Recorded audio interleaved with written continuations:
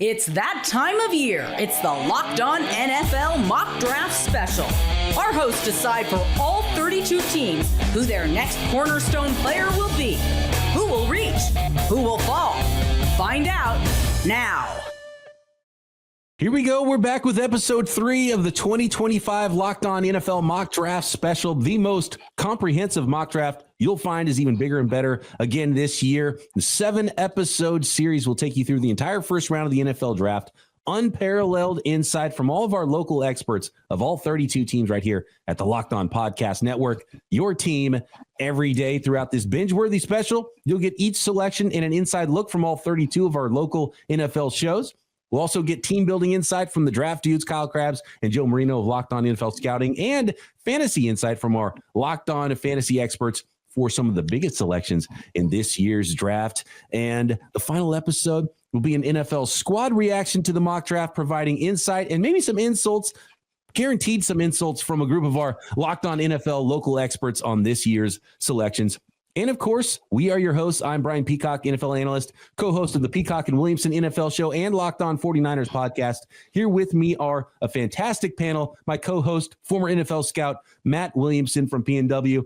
And this year, it's getting better, and it always gets better. Love talking with my guys, Damian Parson and Keith Sanchez of the outstanding Locked On NFL Draft podcast. So let's get into it. We are now at pick 11. The top 10 is in the books. You're gonna have to go listen to the first 2 episodes here of this mock draft special to find out those selections. And look, it is the San Francisco 49ers, guys, the team I cover, that are on the clock now at pick number 11. And I just want to say, my co-host Eric Crocker, who is on the clock for Locked On 49ers, I don't want to take responsibility for whatever he does right here, because he can be kind of rid and he can go rogue at times. But as you look at the draft and the way this thing has fallen, Keith, I know you've been a proponent of Will Campbell throughout a lot of this mock draft, and you just think it's a trust the tape draft, right? It's WTF, right? Watch the film. Watch the film. Is he your best player available for the 49ers here? Would you go with the defensive lineman, which is a massive need for the 49ers? I would say this. I think they can go either way, but I think to kind of shore up that offense with obviously Brock Purdy coming down the pipeline with having to pay him, right, and then all of the turnover, right, away from Deebo Samuel, trying to see what's going on with Brandon Ayuk. I think getting back to the run game and having an identity on the offense side of the football of being able to move people, Will Campbell should be that guy. Dame, who is the best defensive lineman? The Niners have essentially one starting defensive lineman right now in Nick Bosa. They could add an edge. They could add a tackle. They could add all different styles of defensive tackles to that defensive line. It's really what this regime and what this team was built around in San Francisco. And that has fallen off recently, and they've even let the veterans that they've had at those positions go from last year's football team. Only Abdul Carter and... is that it? Only Abdul Carter, the only defensive lineman? Only one gone, yeah. Mason Graham as well. Sorry, Mason Graham. Oh, so I was thinking Carter to the Giants at 3, Graham to the Jags at 5 are the only 2 defensive linemen off the board. Is there a defensive lineman you like for the Niners potentially here at 11? Walter Nolan, his ability to play that 3 tech. Ole Miss played him out of position, played him at 0, 1, and 2I, but he said at the Senior Bowl, I'm a 3 tech, 4I type of guy. And when you watch him, you see that. Now, he was able to handle double teams, play the run in a position that he wasn't really familiar with. That wasn't his natural position. And I think about just a 3rd and 10, games on the line, and you got him at 3 tech lined up beside Nick Bosa, and you got to slide protection that direction. Now, with Robert Saleh, you can get really creative with some blitzes, backside, freeing up guys to get free runs on the quarterback, because the offensive line will have no other choice but to slide protection to that direction that has Walter Nolan and Nick Bosa. If they wanted to go D-line, to me, the pick would be Walter Nolan. Jalen Walker has been selected as well. Is he a linebacker? Is he an edge? I think that has been debated. He would probably play a little bit of both to a team like this. He is already off the board as well. There's so many different shapes and sizes. Matt, who do you like here for the Niners at 11? Well, I wanted to let these guys in our audience know that I do have a little insight of hosting a podcast with you every day, that Michael Williams is somebody that you're quite fond of. But you opened the show basically saying that Croc wears the pants in the relationship. So I'm not sure you have any say in this. Well, look, I didn't want to have like insider trading going on here. I'm hosting this. I wanted to let Clock spread his wings and do his thing. And we hope he gets it right. I do like Michael Williams, though, just because with this class and how many stand-up rushers there are, there's just so few guys who check all the boxes of floor, ceiling, character, prototype, height, weight, speed, and he's kind of one of the few. So I wouldn't be shocked if he goes high in this draft. And I don't know where Croc is going. So let's find out, because the pick is in. Eric Crocker, ready to go, co-host of Locked On 49ers, the better looking of the hosts of Locked On 49ers, ready to go with pick 11. With the 11th overall pick in the 2025 NFL Draft, the San Francisco 49ers select Will Campbell, offensive lineman out of Louisiana State University. The 49ers select 6'6", 319-pound offensive lineman. And we call him an offensive lineman because he had played offensive tackle and did a terrific job. And we think that his movement skills identify that of which the 49ers will really covet. But he has short arms. At the NFL Combine, he measured in at 32 5/8 arm lengths. At his pro day, 33-inch arm lengths. So ideally, NFL, they want 34-inch arm lengths or better. 33 acceptable. 32 5/8. You are an NFL guard. And that works for the 49ers because at left guard, they lost Aaron Banks. You plug in Will Campbell. You still have Dominique Pooney, you drafted last season. Your tackles are set with McKivitz and big dog Trent Williams. So the 49ers now bolster up their offensive line to protect their young asset quarterback, Brock Purdy. Let's go, Niners. Will Campbell is the selection for the San Francisco 49ers at pick 11. I had confidence in Croc. I knew he was going to do the right thing. Well done, Croc. Nice pick there for the San Francisco 49ers. I envision Will Campbell as someone who could jump right in. You know, he's one of the highest floor players in this draft. Watch the film, WTF. He's just a really good football player. You probably think he's a tackle if you take him in the top 11 picks, but if he is a Pro Bowl guard, I think you're okay with that as well. He could start at guard next to Trent Williams on the left side. He could play right tackle instead of Colton McKivitz on the right side at right tackle. I would probably envision him as a left guard. And the big question here is the arm length. So Dame, Keith, I'm sure you guys have talked about this a lot in Locked On NFL Draft. Where are you at on arm length? I mean, if it's like well below the threshold, I get it. But I always look at, me and Keith talk about this in the pod. I always look at O-line, D-line play like boxing. Like, you got to know how to use the length, not just have it. You know what I mean? And it's like, I think with him, he knows how to time his punches up. He's strong-handed, heavy-handed guy. And when he makes contacts, he can slow down the rush. And I think for the Niners, the fact you have Trent Williams and you have McKivitz, and you feel like, okay, we're good at tackle, we're solidified at tackle, then you're really good because now you put Will Campbell at that left guard spot. I think he said it before, in the pre-pick analysis, get the run game going again, give Brock Purdy the run action, the play action, and let him be comfortable. I think this is a great pick for the Niners. Yeah, I agree with that. I understand, if some people are concerned, but I just try not to over-evaluate this, right? Like, this is a guy who's played SEC football for 3 years, and up into this year, right? Like, he was considered one of the best offensive tackles in his class since his freshman year. I just think that he'll figure out how to get the job done. And like I said, if you're a San Francisco 49ers fan and you don't have, maybe he's not all-pro left tackle, but he's all-pro left guard, I think you take that and you're extremely excited about that also. I couldn't agree more, especially for this fit. You just stick him in a left guard, learn a thing or two from Trent, either take over or don't.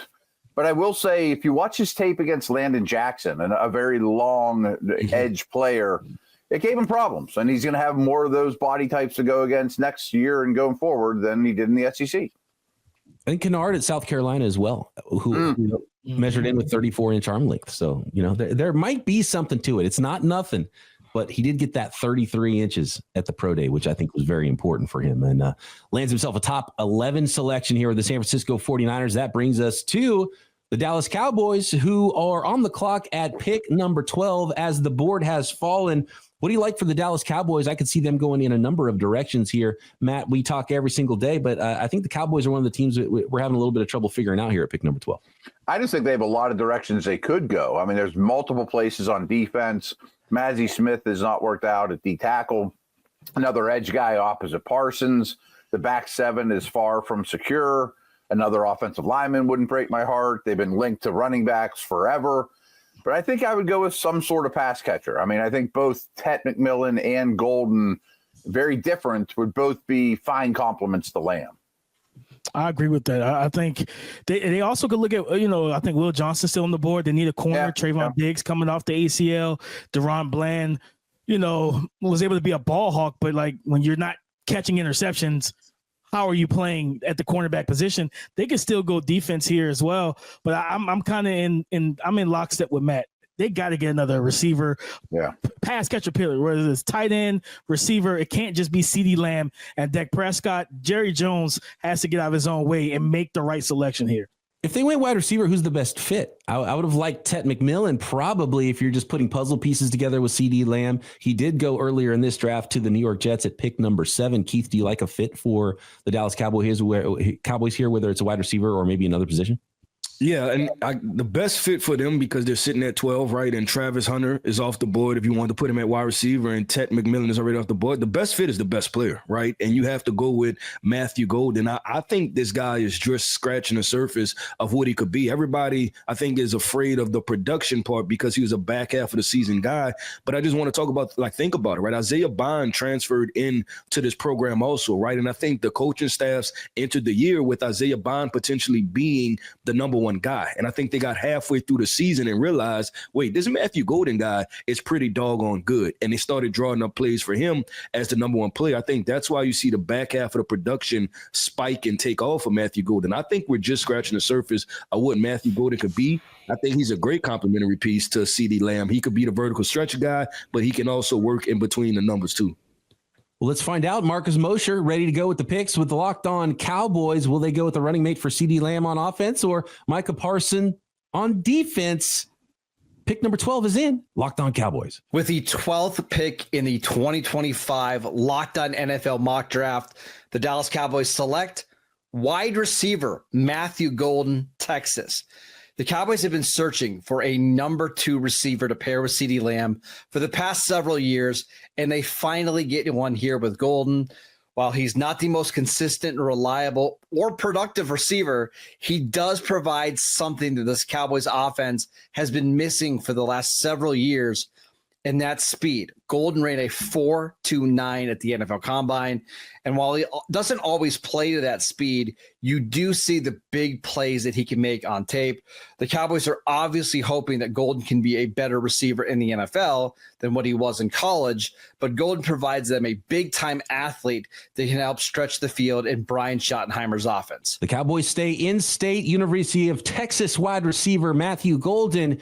And first of all, I think we have to give credit where credit is due, guys. Dame, Keith, as a listener of Locked On NFL Draft, I know that you guys were high on Matthew Golden, and you were in on him early as a first-round guy. Did you see the 4.29 coming at the Combine, though?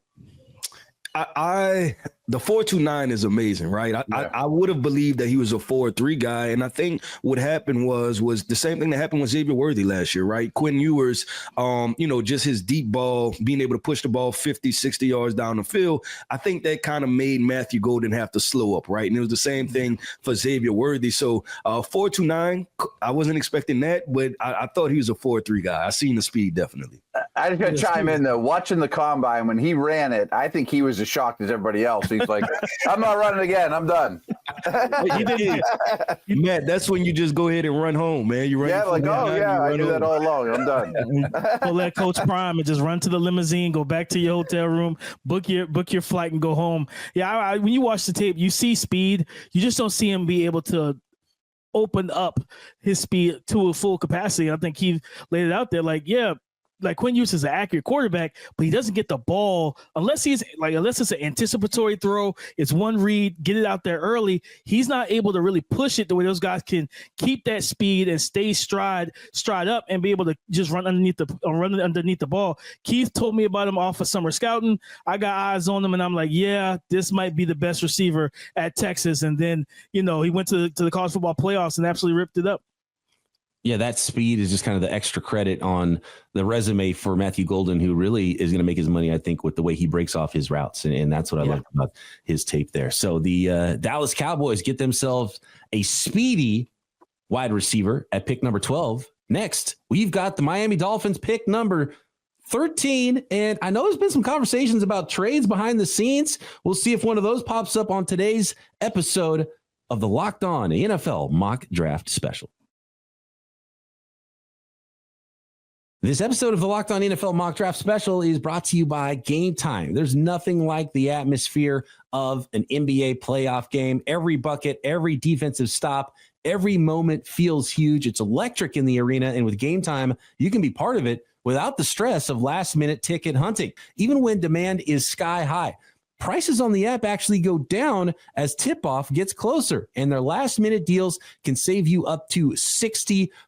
And I've used Gametime so many times for football games, baseball games, concerts, comedy shows, theater events, fantastic last-minute deals. Save up to 60%, and the all-in pricing means no surprise fees at checkout, which is my favorite feature. What you pay is what you get.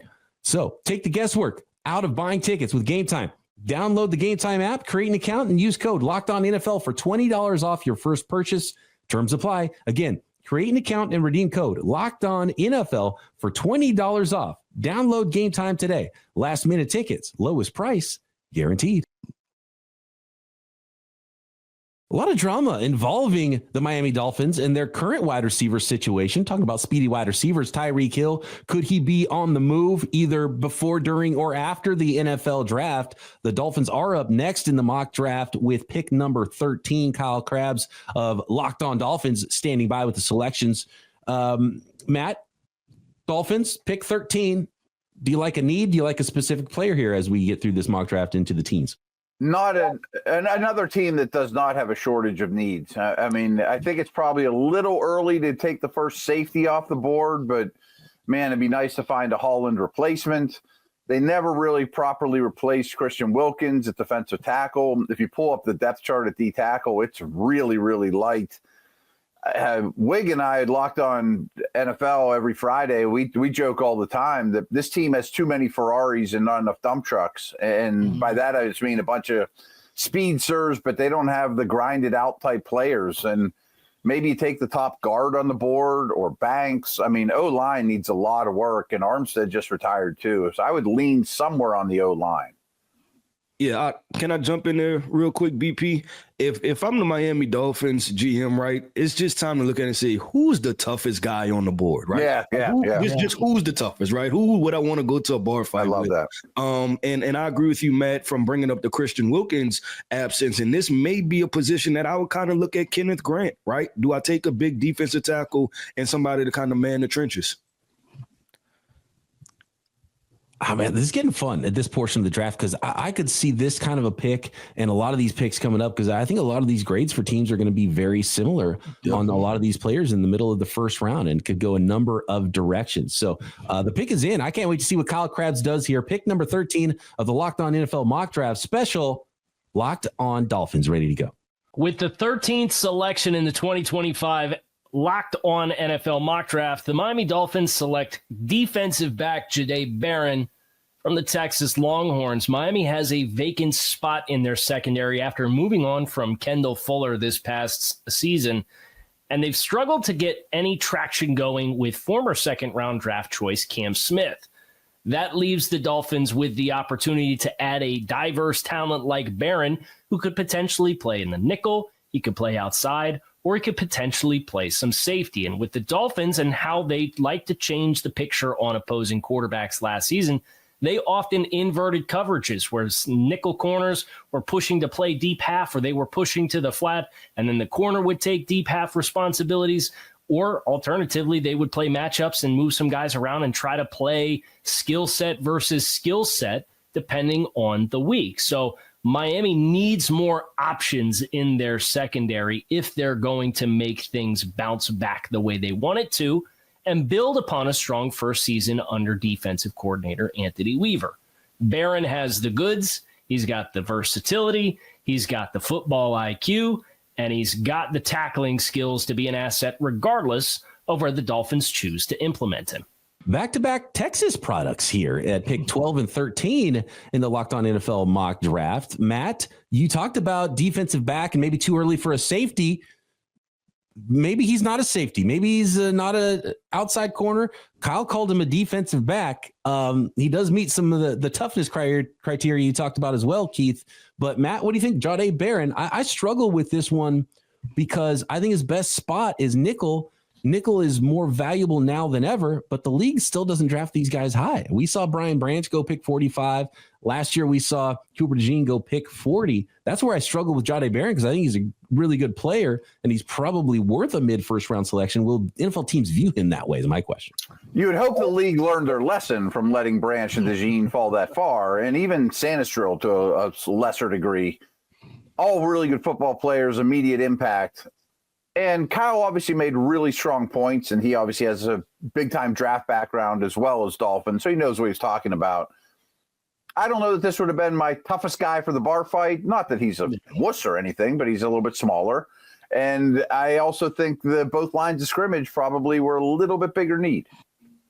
Yeah, I think, to Kyle's point, like looking at their cornerback depth, just a corner, not even safety. We know he lost Javon Holland. Is Jalen Ramsey, then is Kader Kohu, Storm Duck, Cam Smith, Artie Burns.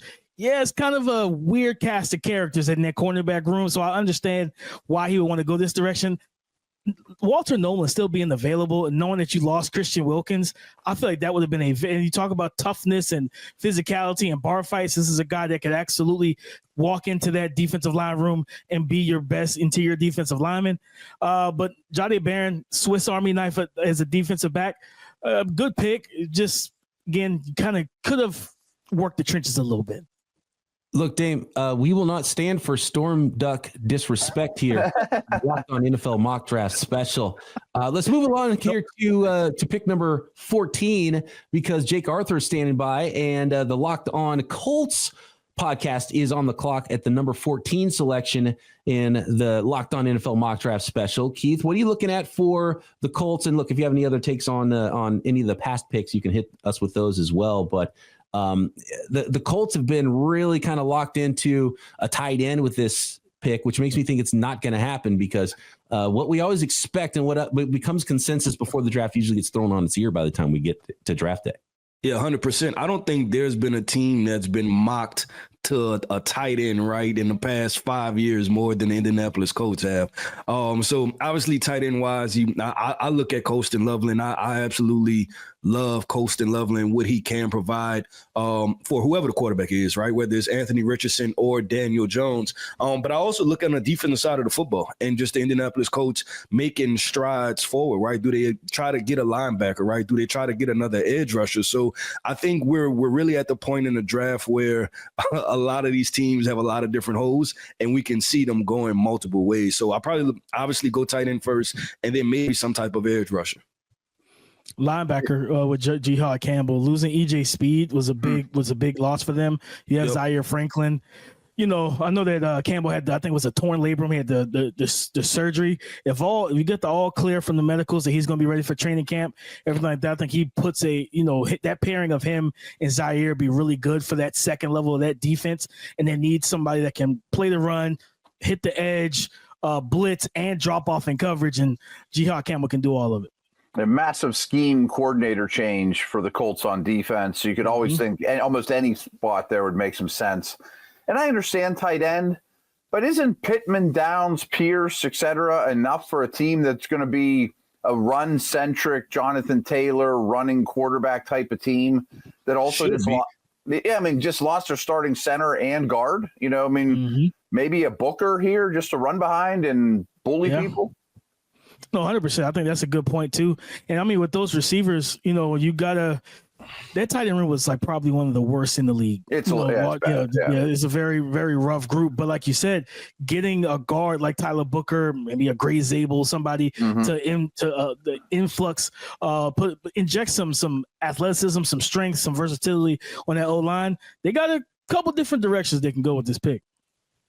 Jake Arthur of Locked On Colts is ready to go. The 14th selection in the Locked On Info Mock Draft Special is here. Jake Arthur with the pick. With the 14th selection in the 2025 Locked On NFL Mock Draft, the Indianapolis Colts select Jihaad Campbell, linebacker out of Alabama. Now, with Tyler Warren off the board, this is a fairly easy pick to make. Jihaad Campbell fits a nice need for the Colts, but the value is also there. Without this labrum surgery, he may not even be available outside the top 10. So this is a guy who is a blue chip player for the Colts, again, at a position of need.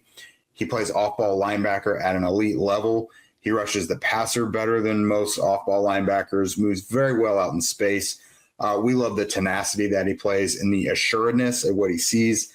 Can get himself skinny through the trenches as well, and is just overall one of the pound-for-pound better off-ball linebacker prospects there's been in the last few years. Jake, taking the long view here for the Indianapolis Colts, Matt, you talked about a new defensive scheme with Lou Anarumo coming to town, and Jihaad Campbell, it really doesn't matter what scheme you run. He's a guy that can fit, and one of the few prospects where you look, and we talked about checking boxes, and some of the guys are missing some of those boxes.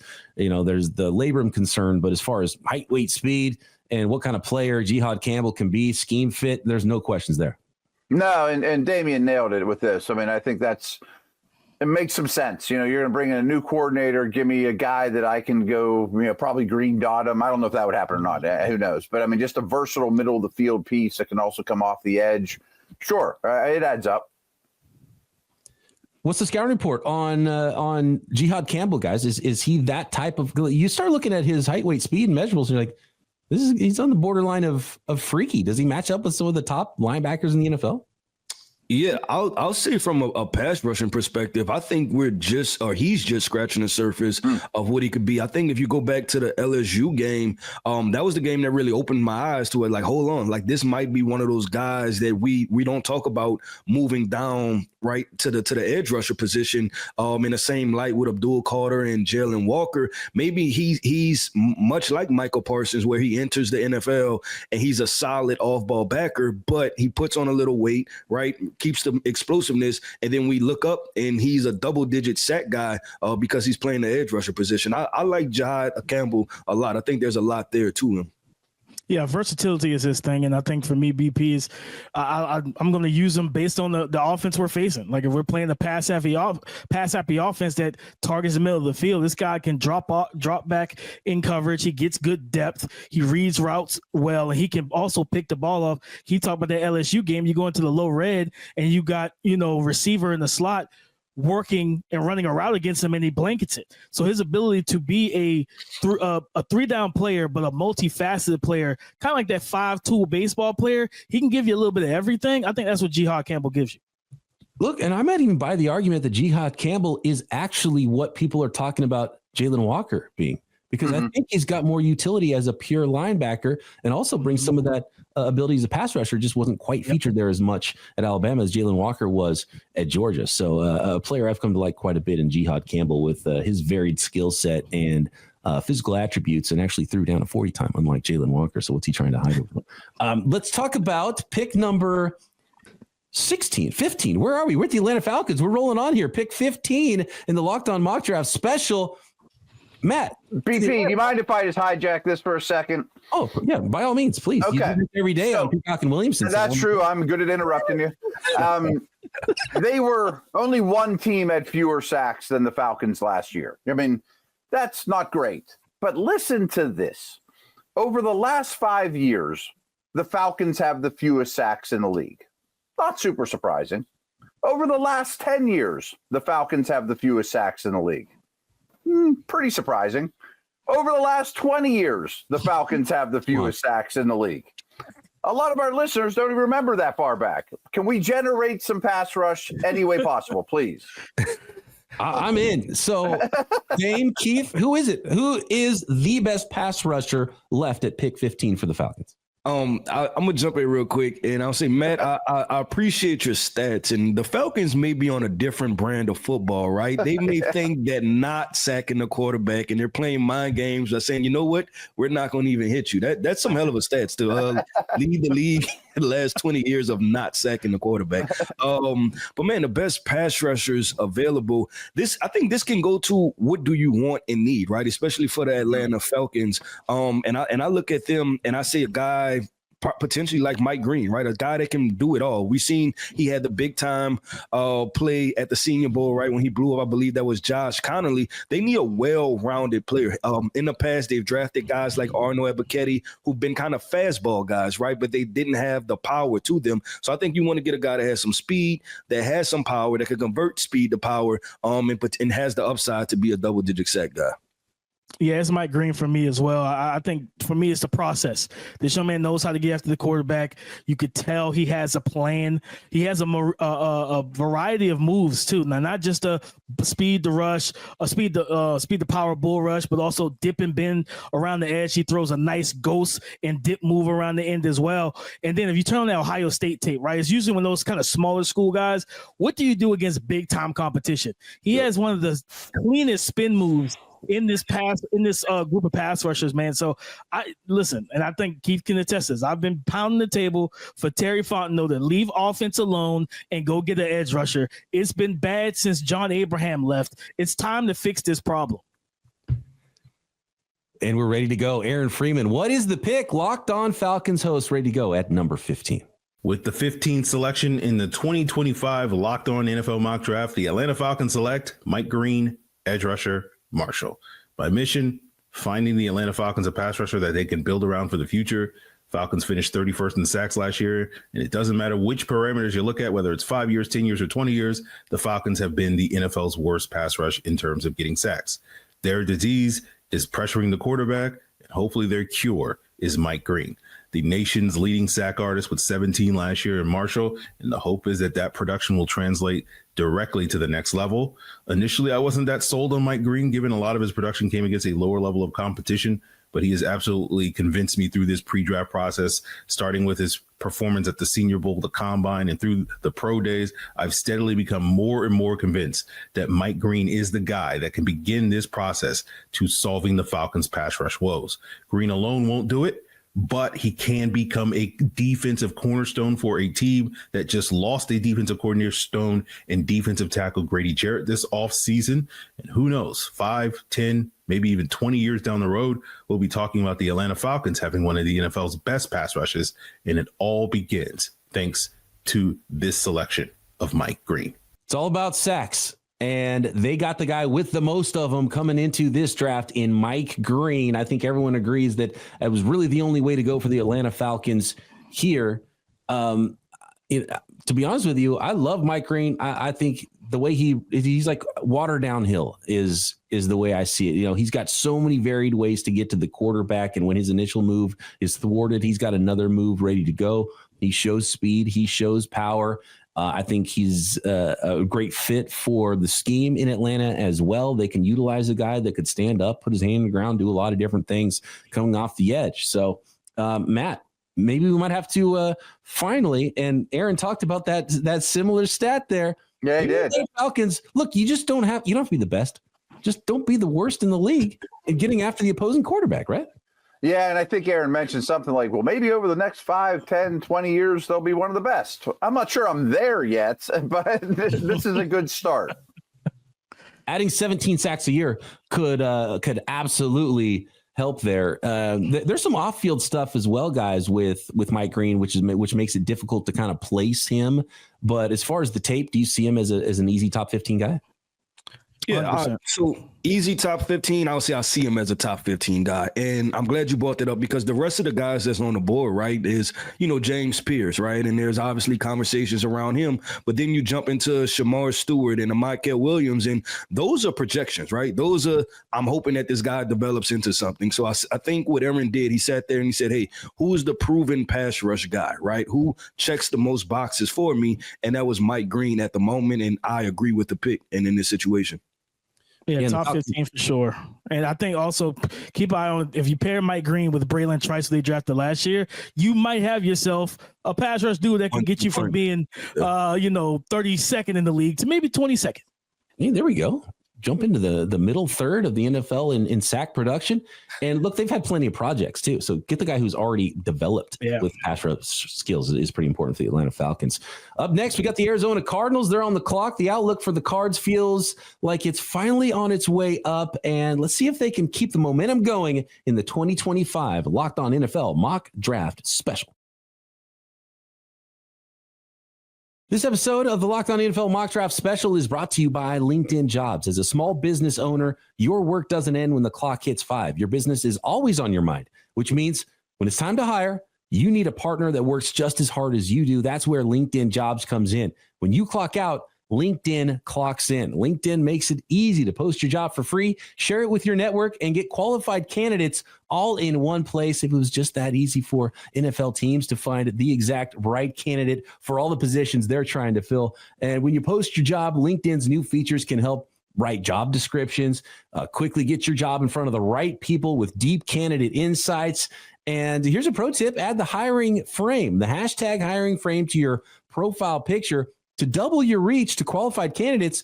No wonder 72% of small businesses say LinkedIn helps them find high quality hires. So post your job for free at linkedin.com/lockedonnfl. That's linkedin.com/lockedonnfl to post your job for free. Terms and conditions apply. So we're going to finish up this episode with pick number 16 and the Arizona Cardinals. And Alex Clancy's a guy I talk to a lot. We do our crossover episodes with 49ers versus Arizona Cardinals every year.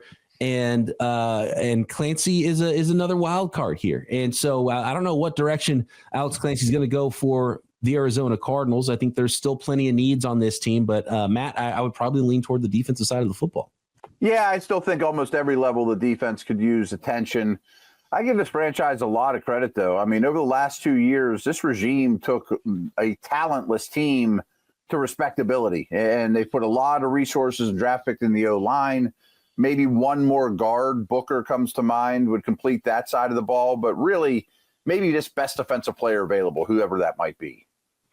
Yeah, I agree. I agree with Matt on this situation. You could, because you lost, I think, Will Hernandez through free agency, so they do need to protect Kyler and everything like that. But definitely improving, whether it's, I think, the interior defensive line. You could, I know they brought in Dalvin Tomlinson. You could get a more true pass rusher like a Walter Nolan to throw in there. But also look at corner, man. Like, I don't think they have that in a division that has Cooper Kupp, Devontae Adams, Jackson Smith and Jigba, Ricky Pearsall, Brandon Ayuk. Who's your guy at corner? I don't think they have that on the roster right now. Keith, is there a defensive player that stands out to you? Yeah, I was sitting there, and I'm pretty sure, I'm actually surprised to even say this, that Will Johnson is still sitting there, right? And that means that we had Jahdae Barron go before Will Johnson, and maybe that had to do with the questions and concerns of the 40 times, but DP brought this up, and I wasn't even trending towards corner. But after he said that, and I went back and looked at the board, Will Johnson, I think we probably walk away from this draft and look back in 5 years and say that he's probably one of the more overthought prospects. Just from an instincts perspective, I just think he understands how to play football, right? And he's done it since his freshman year at Michigan. He forces turnovers. He plays man-to-man. He does it all. He can play off. He can play press. So if they end up with Will Johnson, I think the Arizona Cardinals should be happy. And to your point, Matt, you talk about building a respectable team. You do it by just drafting good football players, right? And you potentially have a lockdown corner. Offense, defense, BPA. Alex Clancy is ready to go. Let's find out what the pick is at number 16 from Locked On Cardinals. With the 16th selection of the 2025 Locked On NFL Mock Draft, the Arizona Cardinals select Will Johnson, cornerback, Michigan. The Arizona Cardinals secondary grew up much faster than people thought starting last season. The emergence of Garrett Williams as one of the better corners in the league. Max Melton showing his merit as a rookie. And Budda Baker, Jalen Thompson, and Daedrin Taylor-Demerson emerging as one of the better safety groups in football. The Arizona Cardinals strengthening a strength is something they absolutely could not pass up with Will Johnson falling into their laps. In need of a cornerback one to play on the outside, grouped with Garrett Williams and Max Melton, partnered with an improved pass rush and interior defensive line that'll get pressure on the quarterback that was pretty much non-existent last year. The Arizona Cardinals defense is now ready to rock. They are on the precipice of becoming elite. They are on the precipice of surprising a lot of people and partnered with the offense that the Cardinals already have. They're ready for perpetual relevance. And with Will Johnson falling to them at 16, this was a no-brainer, even though they have needs at pass rush, defensive line, and offensive line. Will Johnson is going to be a great partner to Garrett Williams, potentially one of the better young duos in football, And the Cardinals haven't had a 1-2 punch at corner in the last 20 years, which made this pick a no-doubter. Perpetual relevance for the Arizona Cardinals, going with the best player left on the board here, cornerback Will Johnson out of the University of Michigan. And the big question with him has been speed.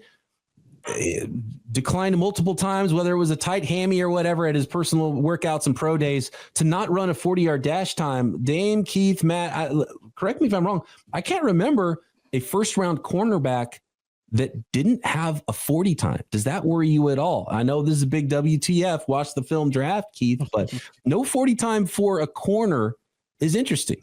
Incomplete picture, I think, for Will Johnson, which is why he's still on the board here at 16.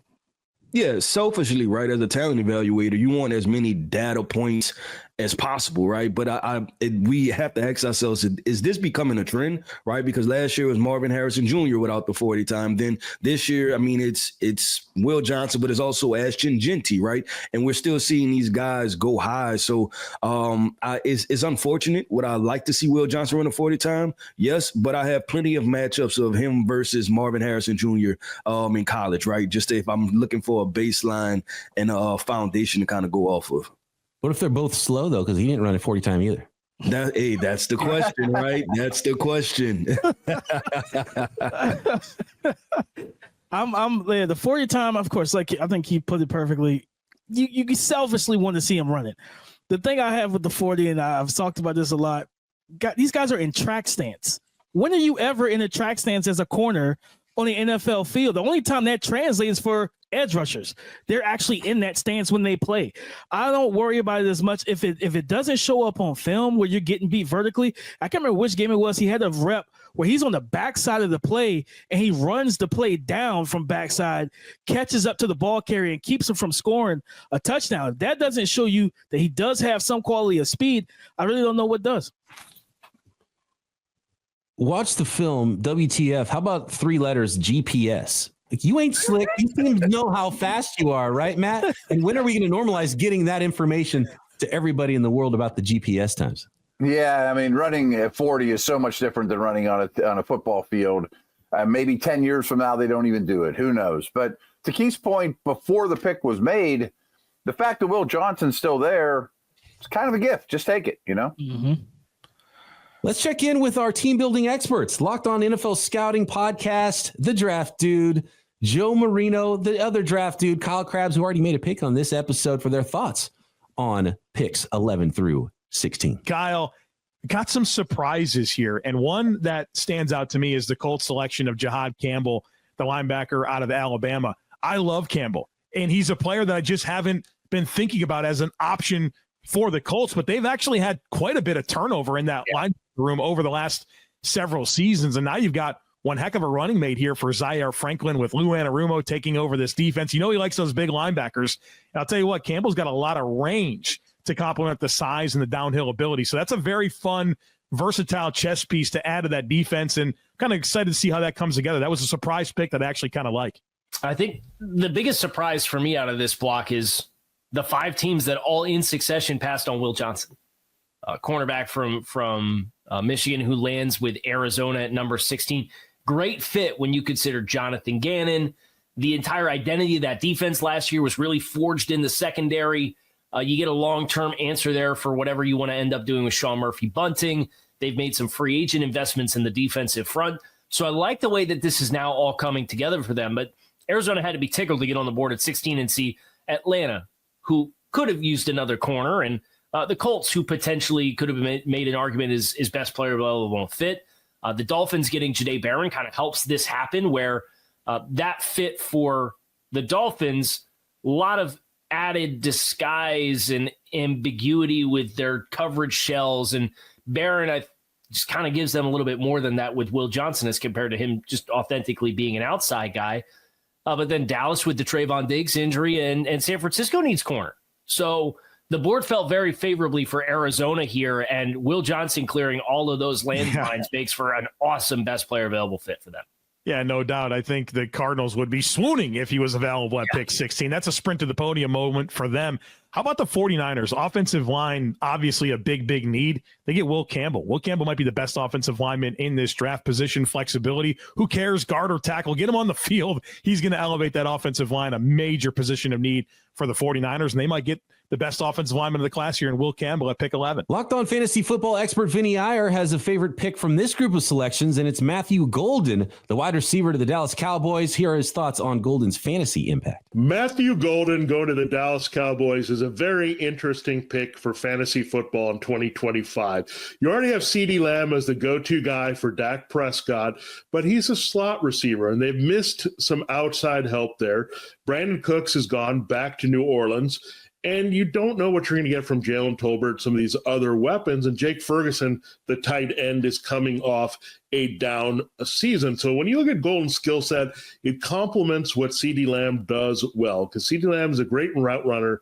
He can open himself up in the middle of the field. Now you need somebody to take the top off of defense, stretch the field, make some big plays. And Dallas going to Austin, staying in state with the Longhorn star there is fantastic. Matthew Golden is a field stretcher. It's a bit of a luxury pick for Dallas here at number 12, but I think for fantasy purposes, it's very intriguing because, again, Dak Prescott needs this type of receiver, somebody who can get open for those big plays. He's got a strong arm, and that gives Golden a great opportunity. And, you know, with CeeDee Lamb in the middle of the field, drawing attention from corners in the nickel and safeties, that there are going to be a lot of favorable one-on-one opportunities for Matthew Golden. I believe with the Cowboys and their new offensive philosophy here with Brian Schottenheimer taking over as head coach, that they want to pound the ball a little bit better, get that running game going, and then be able to stretch the field off play action with Dak Prescott's big arm. And again, the technical aspects of CeeDee Lamb's game are going to open things up on the rest of the field. They just haven't had a lot of people to take advantage of it, especially on the outside, especially using speed to stretch the field and make those big scoring plays. So I would be cautiously optimistic about Matthew Golden having a fantasy impact in his rookie season. He definitely has a skill set to do so. I think he's clearly going to be the Cowboys' number 2 receiver. It's not a bad spot to have, especially with some questions about the Cowboys defense, which would in turn increase Prescott's passing volume. Golden's a little bit more than a deep threat. He can get open in other areas. So again, if the targets after CeeDee Lamb are limited here and they're trying to figure it out between the remaining wide receivers and tight ends, Golden has a chance to get a ton of them and really be fantasy relevant right away in 2025. We'll see how it plays out. But again, Golden to the Cowboys, a very interesting pick to fantasy, especially the same way that we saw with CeeDee Lamb having an impact as a surprise first-round rookie in his own right. On to the back half of round 1 now in the 2025 Locked On NFL Mock Draft Special. Your team every day here on the Locked On Podcast Network. And don't forget, you can find the entire special on both audio and video at the Peacock and Williamson NFL Show, Locked On NFL Draft, and Locked On NFL podcast feeds. For Matt Williamson, Damian Parson, and Keith Sanchez, I'm Brian Peacock. We'll see you for the rest of the first round, starting with pick 17 in the next episode of the Locked On NFL Mock Draft Special, part of the Locked On Podcast Network, your team every day.